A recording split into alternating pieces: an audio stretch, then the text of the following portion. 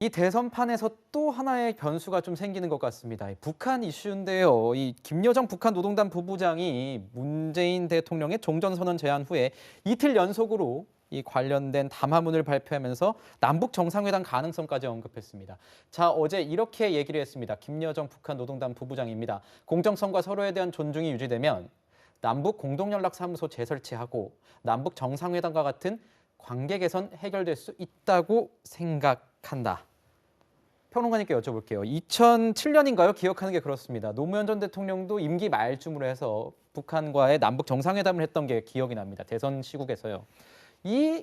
이런 가운데 이번에도 만약에 문재인 대통령이 남북 정상회담이나 아니면 그거에 준하는 어떤 남북 간의 어떤 합의점을 낸다 하면은 대선에 큰 영향 미칠까요? 어떻게 보십니까? 저는 오히려 더불어민주당의 악재가 될 수 있다고 생각을 합니다. 노무현 전 대통령 때도 그 남북 정상회담이 다음 대선에 큰 영향을 끼치지는 못했죠.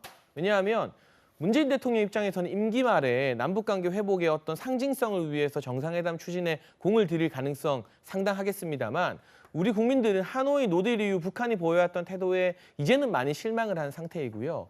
설령 남북 정상회담이 개최된다 하더라도 이것이 진정성 있는 북한의 비핵화 조치로 이어지지 않는 이상 좀 무의미한 이벤트에 불과하다는 것을 많은 국민들이 지난 몇 년의 과정을 통해서 충분히 학습하고 느끼지 않았을까 싶습니다. 네. 그리고 남북 연락사무소가 다시 열린다 한들 북한이 수틀리면 개성 연락사무소 폭파시켰던 것처럼 하루아침에 그냥 다 날려버릴 수 있다는 것.